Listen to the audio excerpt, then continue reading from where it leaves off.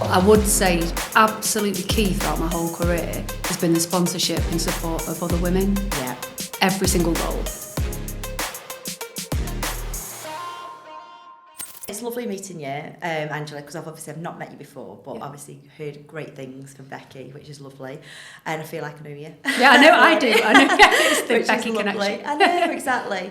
So yeah, it's just a bit of reason why I'm doing it is because throughout my career I've met and been inspired by some amazing women in business, and they've kind of given me the help on my journey. They've mentored me and given me, the belief that I can do it. Yeah. So I just feel like it's really important to share that. Particularly, I'm a mum, wife, friend, daughter. Trying to juggle all these balls whilst having a career can be quite hard, but we can do it. Absolutely. And I think it's important to show like the next generation, like our children and the children's children, that we can absolutely have careers, we can be successful, but we just need to help along the way. We need to help each other. Definitely. We need to, diversity in business now is essential, so Yep. it's really important for women to be in business. We're all human. We can kind of take back and just think, you know what, we've made a mistake, or we can like change it for the next time. And just offer help to other people as well. I think it's important to ask for help, but offer help. So it's just like showing the next generation, really. Totally agree. Yep. So that's why I'm quite passionate about it. So do you want to introduce yourself and tell us a bit about yourself?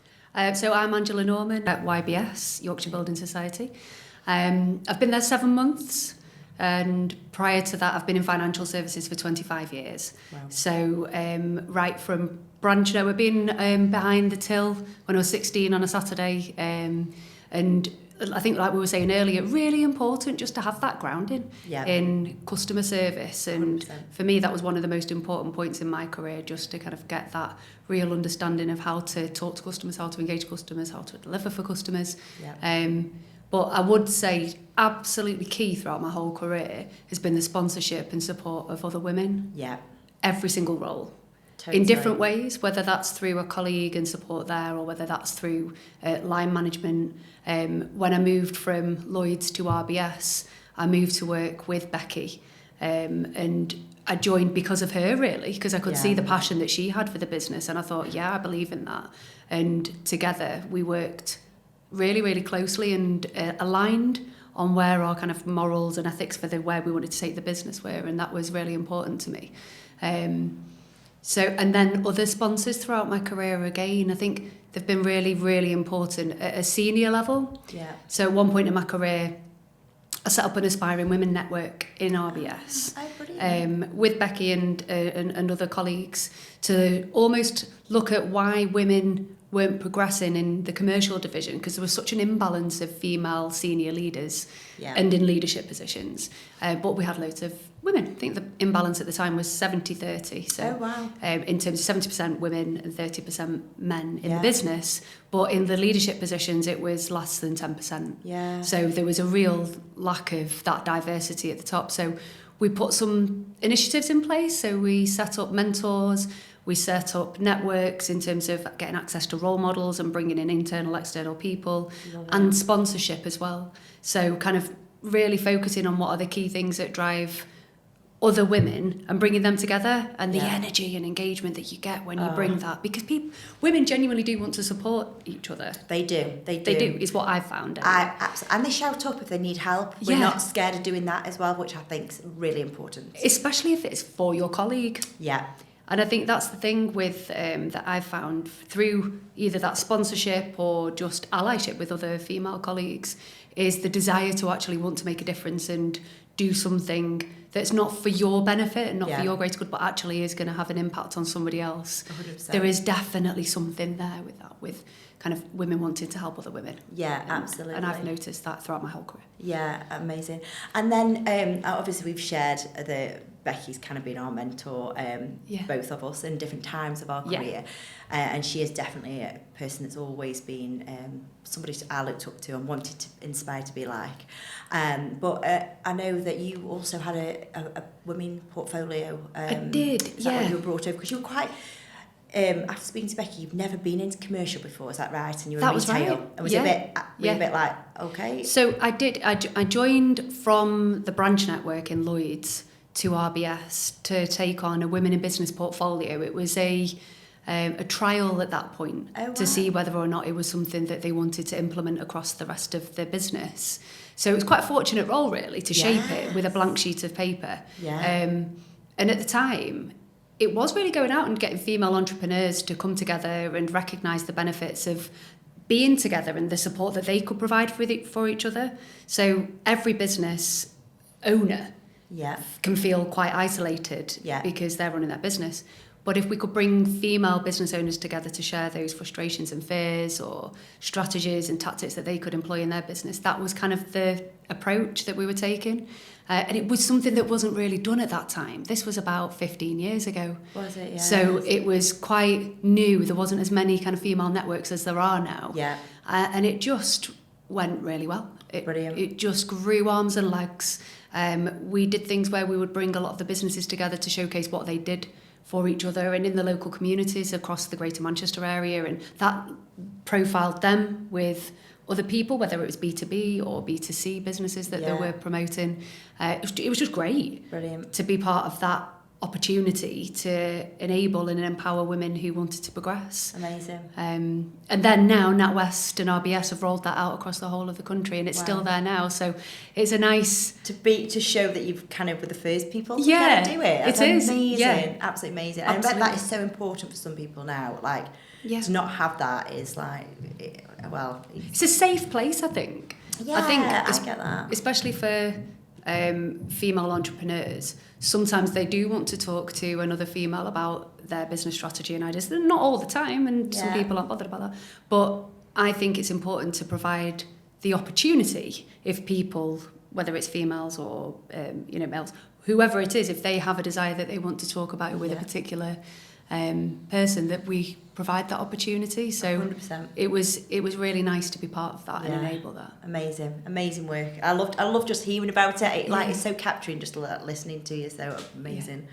So I'm just going to ask you a few questions now. These are kind of the questions that I've asked the ladies that I've been interviewing. So looking back, did your career unfold as planned, or is it like evolved more organically into where you are today?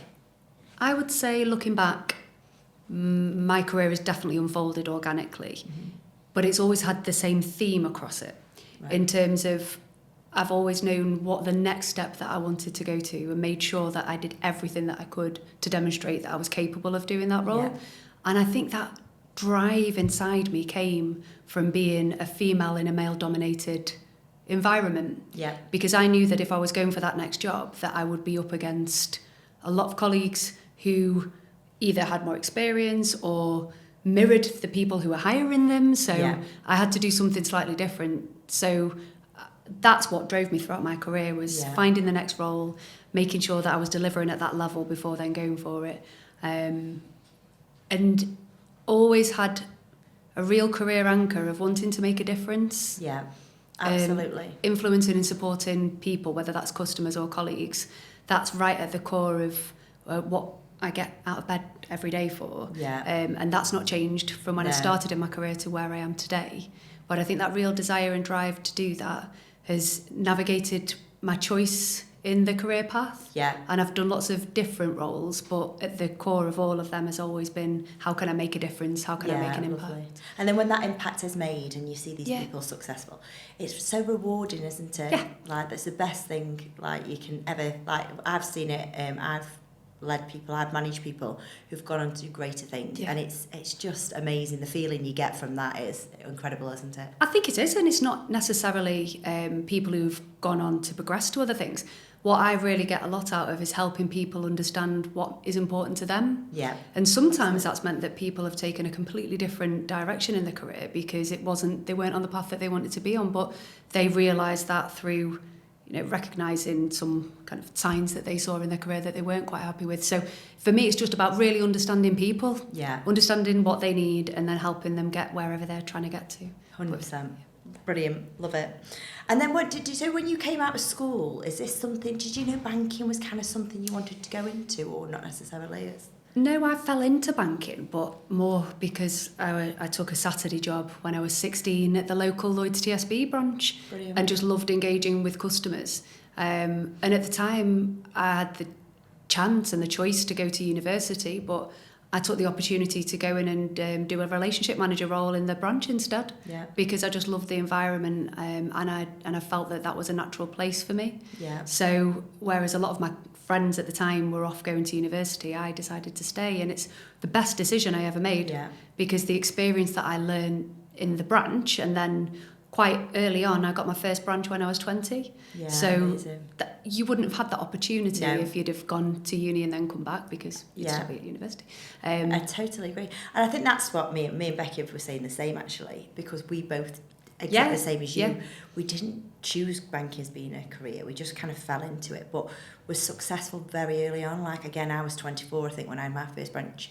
And it was just amazing to look back, and you wouldn't have done that necessarily. Like, it fell at the right time, didn't it? Definitely. I think so, but I think the confidence that I got from my colleagues at the time that I could do that, it was very supported workforce that enabled me to go on and do that. Yeah. So I think that's really important, to have a supported team around you. Definitely. That gave you the grounding and then understanding and then confidence to go on and do these other roles. Definitely. And I feel like just speaking to you today, I think there's something about us, we've got a bit of a drive, like you've just said, you want something, you're like, right, how do I get it? I'm going to get it, how do I get it? And that's what, it's good to have that, and obviously I think with all three of us, we've had that. Yes, I do think that drive, I think for me, definitely being a female in a male-dominated industry has given me more of a drive to want to succeed. So whereas it actually is perceived as a barrier, for me it's been an enabler. Yeah, 100%. Which is... I don't think that's right. I want to not have that for other female colleagues or people who are earlier on in the career, but for me that's definitely driven me. Yeah, definitely. And I think we all have different drivers, don't we? So it's not, it is right for you. So and absolutely. And which female leaders have inspired you, and how did they influence and shape your goals? Female leaders in terms of that I've worked with, or female leaders just general? Any, like, I suppose it can be someone at family or colleagues or friends or... I would say probably the female leader that's had the significant impact on my life was an executive at Royal Bank of Scotland when I was early-ish on my career, but they recognised that I was going above and beyond in the role at the time. I'd set up this Aspiring Women network on the side of the desk of the role I was doing at the time. Yeah. I really wanted to make a difference, and they saw that and sponsored me into that. Brilliant. And then they actually sponsored me to go and do quite a unique role at the time, which took me out of the business and opened my eyes to lots of other parts of the business that I would never have had that opportunity for. So that sponsorship, right from early on, and almost guiding me and helping me, and then ultimately promoting me and putting me forward for something, really changed my career. Amazing. So it's the power of having that sponsorship, not mentorship. Yeah. For me, there's a big difference between a mentor who you go to that can give you the advice, guidance, and support, versus a sponsor who proactively and actively progresses your career and looks at ways that they can do that. Yeah. And for me, that was the lady. And so lucky to have somebody like that. Like, you don't see a lot of that these days. We have a lot of, like you say, people inspire you and kind of give the mentorship, but sponsorship is like amazing to have that. It is, and I think when you really see how that can unlock opportunities for people. You can't find a sponsor. You can't just go out and say, oh, I want a sponsor. It naturally happens. Absolutely. But it only naturally happens if you commit and you deliver. I'm not necessarily saying above and beyond in your role, but you just have a burning desire to want to do something a bit different. Yeah. And take yourself out of your comfort zone and actually go and do something that then gets somebody's attention and notice that at a senior level that then thinks this person's worth backing. Definitely. And I'm going to provide my time and guidance to that person. So you need that foundation of actually wanting to make a difference or do something a bit different in order for the sponsor to find you. Yeah, but you never find the sponsor. Yeah, no, I love that. That is like pure passion. I love that. It's absolutely brilliant. And obviously they had the belief in you to carry on, which is just amazing. Which then gives you more belief in yourself when somebody at such a senior level at that time believed that I could do it. That gave me a real kick forward to want to carry on doing what I was doing. Yeah, brilliant. And what drives you each day, and how do you stay motivated in your role? I feel like I've said it before, but making a difference. Yeah. I need to find another way of saying that, don't I? But, no, but yeah, it can be. It's definitely something. If that's something that you said before, it's the right word, isn't it? I think for me, it is making a difference every day, even in the subtle little ways that you can make a difference to a colleague or a customer, even just a compliment to somebody in the team. You know, just you've done a phenomenal job there, or just any form of a compliment, just to boost somebody and make them feel valued. Absolutely, because that one comment yes. could mean so much to them. And we've just talked about it before, about like obviously who I've just said about who's inspired me.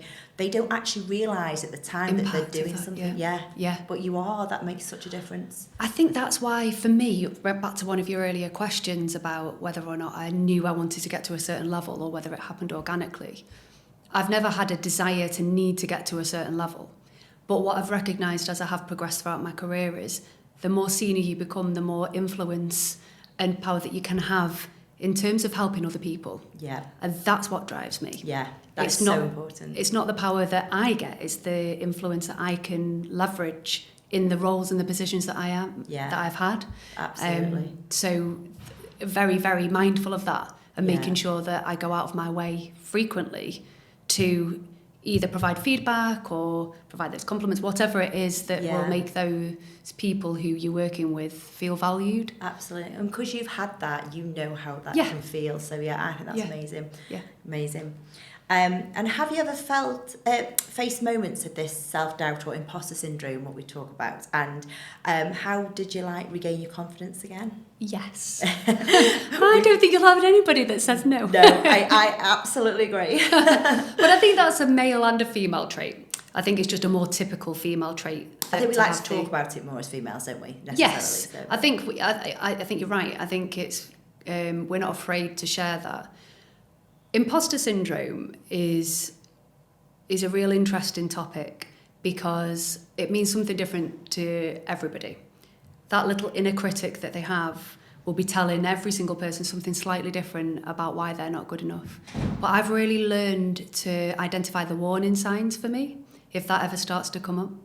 And things like catastrophizing over a scenario and almost overthinking something. If I see myself going down that route, then I know how that needs to be brought back in. And no, it's not you. This is the scenario. Let's think logically about the facts. So that is definitely a warning sign. Yeah. And there's another one that I think will resonate with most people, which is ruminating, kind of just constantly going over and over and over the same thing. Actually, no, we don't need to do that. What's the gut feel? Where do we move forward? So I think there's some classic signs that you can get that make you feel maybe that you're not as competent in your role. Yeah. And therefore that imposter syndrome comes up. But I've learned that over time. Yeah, and absolutely. I wish I knew that earlier on. Yeah. Because I think I'd have saved myself a lot of pain. Yeah. But almost, I think people need to go through that to recognise where their warning signs are. Yeah. And like you say, it comes with age and experience and everything, doesn't it? So I don't think when you're first starting out in a career that I suppose you will have these moments, but it's just building that. How do I coping mechanisms? Absolutely. Yeah. Absolutely. Like what works for you. But I do think it's an interesting one around kind of what advice you would give to other people starting out in their career. And you do need to feel your way through it to some extent, but also you can take learnings. Definitely. And we can help share that it is normal to feel like this. You're going to feel like this. Definitely. But when you start getting those doubts or having those feelings, know that this is how other women feel. Yeah. You're not alone. You're not alone. You're absolutely not alone. And speak and to shout talk about it. Yeah, absolutely. Yeah. It really does help, doesn't it? Yeah, sometimes just saying it out loud anyway just makes it real, and then realise actually it's not as big as the issue that's in your head. So I think women are naturally typically good at sharing how they feel. I totally agree. And I'd always actively encourage that and hope I create an environment with my colleagues that enables them to know that they could come if there was something that they were worried about and help them work that through. Oh, brilliant. And that's so important, to be just be open so people can come to you. And I'm sure they do. So, yeah. Have you always felt supported by those around you, such as your family, friends and colleagues? Yes, I have. I've been very fortunate. which has enabled me to progress in my career. I've had a really strong network both in work and outside of work. And I think as a working mum, that support network is absolutely key. Absolutely.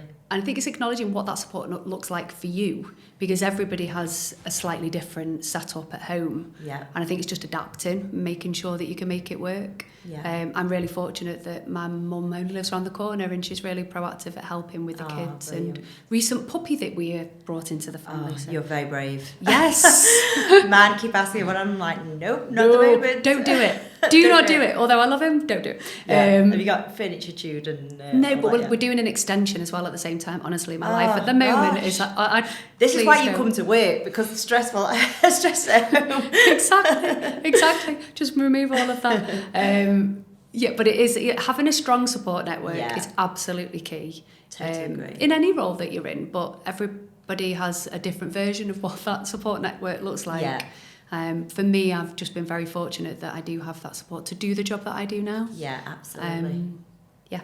Brilliant. And having a family and friends and being a leader, how would you say you balance your personal life versus your professional life? I think it's about setting clear boundaries and priorities. I'm not saying that I always stick to them, because like today, things come up. So obviously with my son being poorly and needing to be off school, I've had to slightly adapt. Yeah. But I'm fortunate that I've got a support network there to help so that I can still work. But typically it is setting boundaries. So for me, a clear boundary is on a Friday, I like to drop my kids off at school and pick them up from school. Love it, yeah. So I can't always do it in the week. They're in breakfast clubs or they have other people picking them up, and they're fine with that. But for me personally, that makes me feel like that's one day that I can be a mum. Yeah, and it's really important to me, so I always stick to that. I love that. I bet they look forward to that day as well. They do, don't they? Yeah, because I'm very much the same. Where I take the other two are at high school now, so they can just walk. But Parker loves to a Friday. He loves a Friday. Are you taking me, mummy, today? Yeah. And just walking to school and that memory for them of that you're walking or you're picking them up and that they see you there. It's really important to me, that. Yeah, absolutely. And priorities, again, I think there's always going to be too much to do, both inside and outside of work. But staying 100% focused on whatever part of your life you're in at that time. So when I'm with my children, I want to be with my children and not distracted. Yeah. It can be hard sometimes. Yeah, I bet. But it's putting the phone away. So we have a really clear rule in our family that we do not have any form of phone device.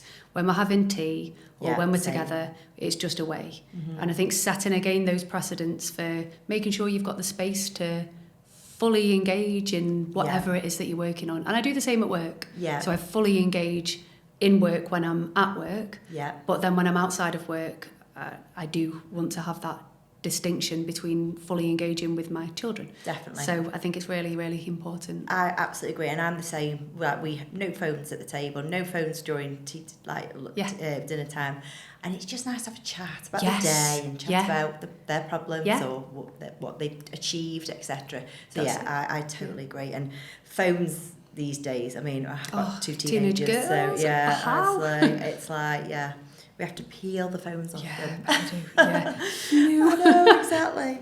So, but we like doing, to be fair, like board games and stuff. We do. Do you? Yeah, we do. So yeah. Good. Well, we do. I've got two boys, so everything's active. We have games nights. Yeah. Where my youngest son is probably the most competitive person I've ever met. They are competitive, aren't these children? Oh my goodness, they really are. He makes a list of all of our names. How many points did you score? And we have to do basketball. We do everything. We do every sport under the sun. Yeah. So, but I love it because it's engaging. It's time. It's quality time. Absolutely, absolutely. And how do you manage stress and avoid burnout and whilst maintaining resilience within your career, would you say? I think it goes back to the boundaries point. And I think if I spot warning signs of overworking or kind of feeling like things are becoming too much, making sure that you go back to those boundaries and set them in. Managing stakeholder expectations. I mean, that's obviously within my role, that's for me what that looks like, is just being really clear on what you can and can't achieve, setting those priorities, setting those boundaries and making sure that you communicate those. Yeah. And I think that's what keeps me focused and confidence that actually I can get through. Because I think you're in control. You're in control of what you do and how you respond to things, but you have to take responsibility for that. Yeah. And I think definitely. that's where a lot of people who perhaps do sometimes feel it too much or overwhelmed or get burnt out, we need to try and think about it in a way that they have that ability to take that control. It's just putting those boundaries and those clear priorities in place. So I try and do that with my team, whatever team I've had, where I've started to see some of those warning signs again. Yeah. And I do think we've got a responsibility to do that as leaders. Definitely. Because there are people who will typically just work and work and work and work. There is, absolutely. And it's the teams are all different. Yeah. Like, as a manager, you need to, like, know that such and such is so different than the other person, like, and adapt it that way. Yes. You can't just keep, like, put out the same message, can you, to all of them? No, you need to flex. And it needs to be personal. But I do think that's something that's really important to me, is fully engaging with the people when you're with them. It's the same with a customer. It's a similar sort of approach. Absolutely. That they really feel that you're truly listening to them and that actually you care and you want to make a difference to whatever it is that it is for them. I totally agree. Yeah. And this is it. And like when I was a manager, I remember certain customers come in and just having that little 2-minute conversation with them about their family or where they've been. They are made up, aren't they? And you're taking the time. Yeah. It's little things. It is little things, definitely. I totally agree with that. What are the most important lessons, would you say, that you've learned throughout your career? I would say the most important lesson is recognising those warning signs. Yeah, definitely. Warning signs of either potentially doing too much or the imposter syndrome or all of the things that we talked about. Knowing where your trigger points are and the warning signs, and then making sure you put coping mechanisms in place. Yeah. For me, it's having a strong support network. Yeah, absolutely. Inside and outside of work, making sure that I can rely on them, which I do. But I think fundamentally across all of that is the boundaries. Yeah, definitely. Think about what's the most important boundaries for you and stick to them. Yeah. Because there's always going to be things that come in. Yeah, I totally agree. And try and rock that. Yeah. But if you're firm and within reason, obviously there are things where they do need to flex and move. But if you start allowing creep to come in and think, oh no, well I'll just not do that Friday when I'm picking up the kids. It'll all of a sudden spiral and then it doesn't become the norm anymore. So I think it's just trying to stay strong. And be as committed to the boundaries, in particular when you've got kids and you want to demonstrate that for them. Absolutely. And it is hard sometimes, and like you say, you do have to flex sometimes, but majority of the time you do, and it's so important for the kids or your partner or friends or whatever to keep that, because you I don't know, like you change jobs or whatever, or change something in life, people can see that. I know that my mum said to me before, you just need a bit of time. Oh gosh,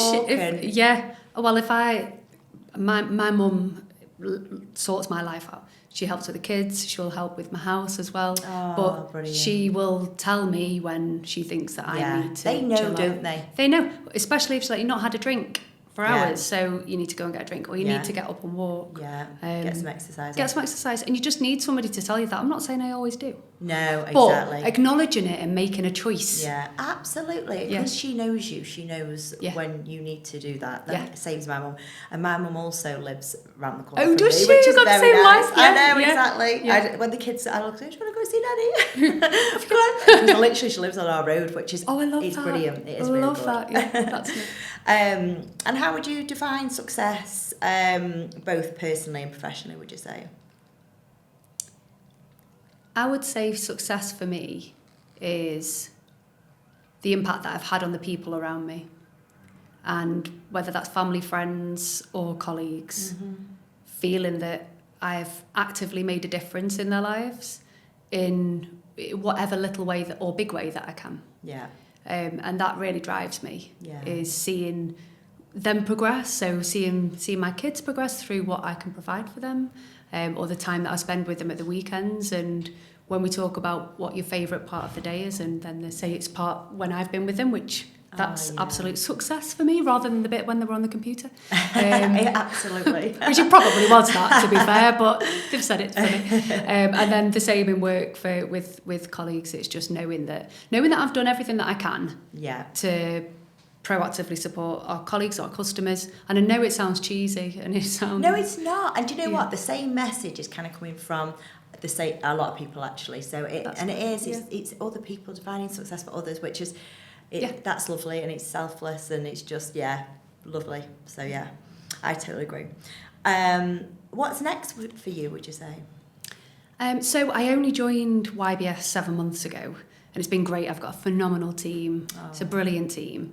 And we've got a really good opportunity because YBS is such a long-standing brand and building society. So that offers a lot of stability for the customers that we look after, which in a kind of ever-evolving financial services market, it's great to be working with them. So for me, it's enabling the growth there. Yeah. It's really driving that business forward with the colleagues that are there. On a professional level, there's lots to do, and that's really keeping me busy and keeping me engaged. Yeah. And then from a family perspective, it's just keeping true to those boundaries and spending time with my kids while they're young. Yeah. They grow up too quick, don't they? We've just been saying this, haven't we? They grow up so fast. Yeah. So just making sure that I get the experiences that I want them to see and be with them while they're doing it. That's success for me. Yeah, brilliant. And then this is just a little funny question at the end, but obviously we just spoke about my daughter. She's 14. She's just about to choose her options for GCSEs. What bit of advice would you give to her? She's sitting here now. Yes. Okay. So I would say prepare. In anything. So obviously exams is key, and I know that sounds like a bit of a cliche, but it is that fail to prepare to fail. That's something throughout my whole career that I have always made sure that I spend sufficient time, whether it's going in and, even doing this today, I've spent time thinking about what it is that I would want to say. Yeah. And I think not thinking that you can wing it, which is a typical male trait, not a female trait, but I think for me, preparation, being prepared is absolutely key. Yeah. And knowing that there are going to be things that knock your confidence, because as a female, as we know, these traits tend to be there, and trying to get her to understand at an early age that there will be a little devil on the shoulder saying you can't do this, and giving her coping mechanisms to knock it off and say, yes, you can. Absolutely. And acknowledging that it's normal to feel that way. Definitely. And so I would talk to her about that and actively give examples of where, spot those warning signs and how I could help. Build the resilience. Because it starts at a young age, doesn't it? It really does. And you just have to find this confidence. And I think even now, more so with the younger generation, we need to tell them that it is achievable, that this success is achievable. It is achievable. And also, I'd say the catastrophizing point's a really interesting one for teenagers, because I think because they've not had that life experience yet, they can almost overthink and over-worry about the outcomes, in particular going into exams. 100%. And mental health for me on that side is so important for them to know that whatever happens, there's choices. Yeah. And that you're in control of where you want to take your destiny, and giving examples of other people who've done that. Definitely. So I think it's that recognising that you probably will catastrophise over this. Yes, and you're going to overthink it, because that is a typical female trait. Yeah. You may or may not have that. That's normal, and let me help you through it. Yeah, absolutely. And I think as both working mums here, I think it's so important to show the children that we are working and we can be done, and how important it is to have mummy having a career as well as daddy, because that wasn't that's never always been the case, has it? So I think it's really good for the next generation to see that, and for her to and also to realise you know what, the option isn't the right option. You can choose another option as well later on. That's it. For example, we didn't set out to be in banking, did we? So no, and a lot of people don't set out unless they've got a clear career vocation that they want to go into. I think it's about providing examples, isn't it? Yeah, absolutely. It's about showing, giving evidence to people to go, you don't have to go down that path. Yeah, definitely. But try your best, prepare. Yes. Do what you can, but if it doesn't work out, it's not the end of the world. Absolutely. And we'll be here to support you, I think, is what I would say, which you clearly are, you can tell. Oh, thank you. And so are you, with your boys. Yeah. Hopefully we're doing good, we're being good parents. Well, but we're learning this, aren't we? Yes. Being mums, gosh, we do need a manual. Yeah, absolutely. Yeah. Especially the teenage years. I have to keep reflecting back to think, right. What did I do? Yeah. Yeah, because you forget, don't you? Oh, I would hate to parent me as a teenager. I know, I know. Honestly, it's not well behaved. Yeah, same. I think we, exactly. We know what's to come, but yeah, it's all good. But thank you so much. No, That was brilliant. Yeah, really, really good.